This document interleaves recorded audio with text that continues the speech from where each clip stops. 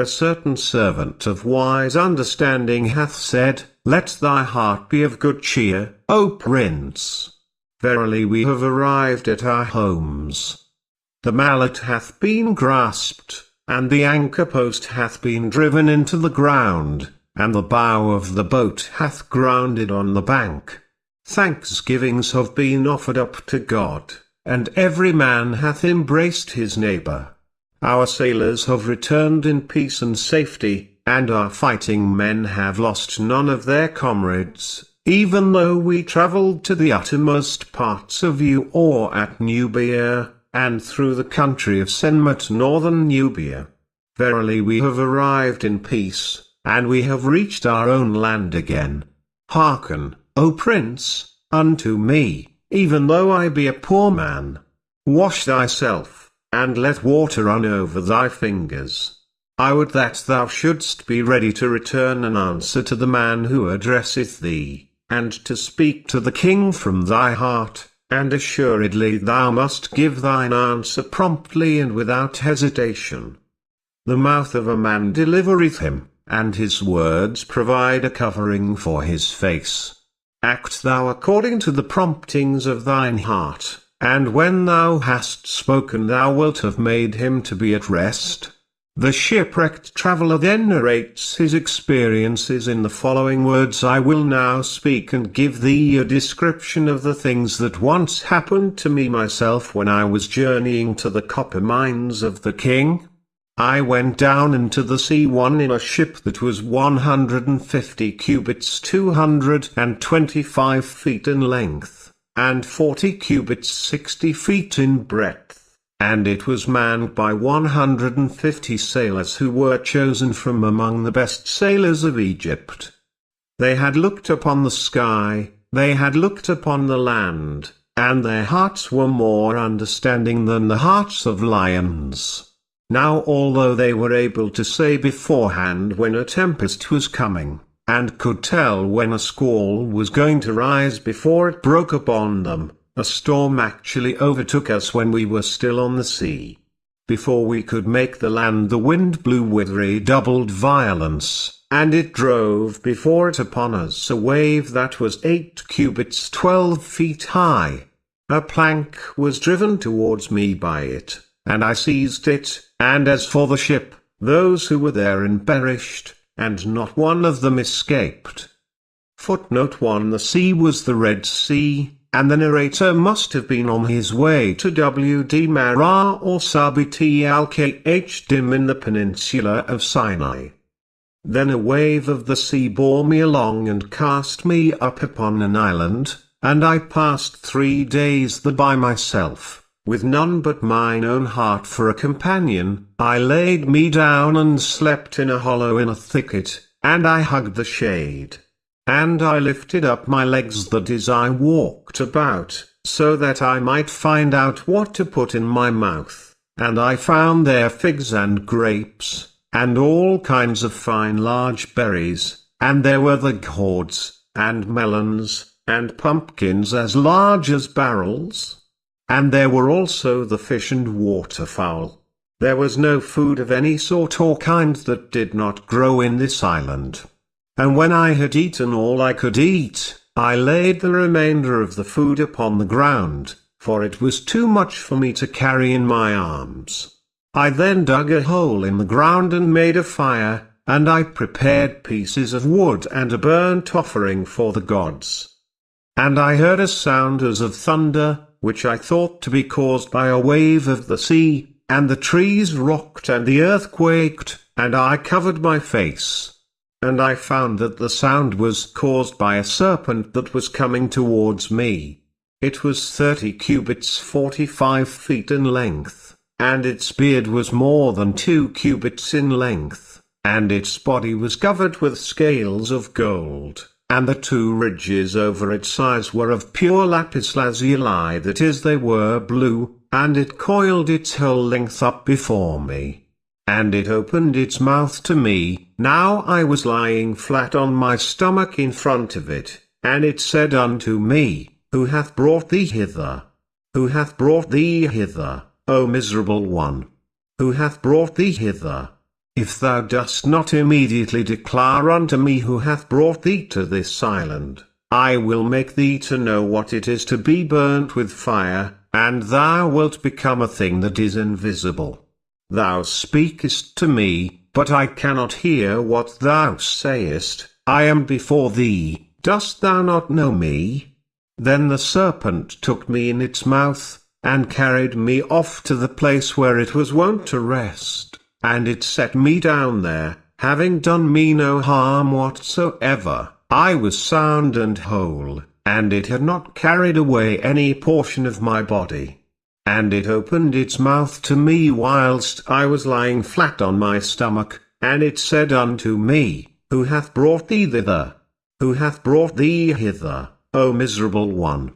Who hath brought thee to this island of the sea, the two sides of which are in the waves?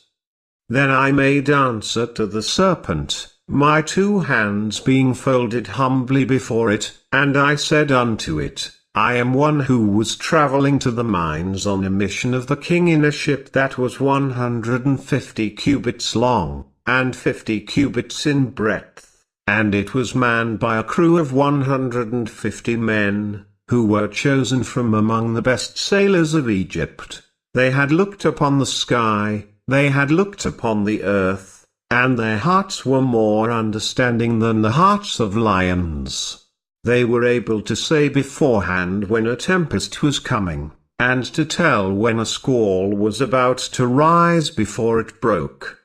The heart of every man among them was wiser than that of his neighbor, and the arm of each was stronger than that of his neighbor. There was not one weak man among them. Nevertheless it blew a gale of wind whilst we were still on the sea and before we could make the land. A gale rose, which continued to increase in violence, and with it there came upon us a wave 8 cubits high. A plank of wood was driven towards me by this wave, and I seized it, and as for the ship, those who were therein perished, and not one of them escaped alive except myself. And now behold me by thy side. It was a wave of the sea that brought me to this island. And the serpent said unto me, Have no fear, O little one, and let not thy face be sad, now that thou hast arrived at the place where I am. Verily, God hath spared thy life, and thou hast been brought to this island where there is food. There is no kind of food that is not here, and it is filled with good things of every kind. Verily, thou shalt pass month after month on this island, until thou hast come to the end of 4 months, and then a ship shall come, and there shall be therein sailors who are acquaintances of thine, and thou shalt go with them to thy country, and thou shalt die in thy native town. And the serpent continued, What a joyful thing it is for the man who hath experienced evil fortunes, and hath passed safely through them, to declare them. I will now describe unto thee some of the things that have happened unto me on this island. I used to live here with my brethren, and with my children who dwelt among them. Now my children and my brethren together numbered 75. I do not make mention of a little maiden who had been brought to me by fate. And a star fell from heaven, and these that is his children, and his brethren, and the maiden came into the fire which fell with it. I myself was not with those who were burnt in the fire, and I was not in their midst, but I well nigh died of grief for them. And I found a place wherein I buried them all together. Now, if thou art strong, and thy heart flourisheth, thou shalt fill both thy arms that is embrace with thy children, and thou shalt kiss thy wife, and thou shalt see thine own house, which is the most beautiful thing of all, and thou shalt reach thy country, and thou shalt live therein again together with thy brethren, and dwell therein. Then I cast myself down flat upon my stomach, and I pressed the ground before the serpent with my forehead, saying, I will describe thy power to the king, and I will make him to understand thy greatness. I will cause to be brought unto thee the unguent and spices called Abba, and Hekenu, and Interneb, and Karset, and the incense that is offered up in the temples, whereby every god is propitiated. I will relate unto him the things that have happened unto me, and declare the things that have been seen by me through thy power, and praise and thanksgiving shall be made unto thee in my city in the presence of all the nobles of the country. I will slaughter bulls for thee, and will offer them up as burnt offerings, and I will pluck feathered fowl in thine honor.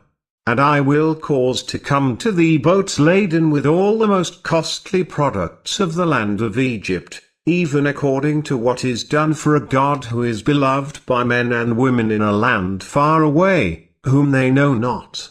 Then the serpent smiled at me, and the things which I had said to it were regarded by it in its heart as nonsense. For it said unto me, Thou hast not a very great store of myrrh in Egypt, and all that thou hast is incense.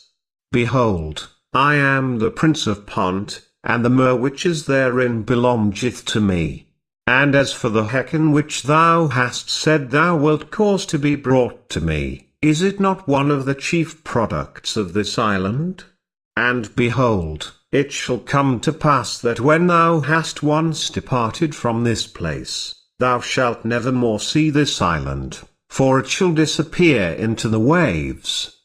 And in due course, even as the serpent had predicted, a ship arrived, and I climbed up to the top of a high tree, and I recognized those who were in it. Then I went to announce the matter to the serpent, but I found that it had knowledge thereof already. And the serpent said unto me, A safe journey, O little one, to thy house. Thou shalt see thy children again. I beseech thee that my name may be held in fair repute in thy city, for verily this is the thing which I desire of thee. Then I threw myself flat upon my stomach, and my 2 hands were folded humbly before the serpent.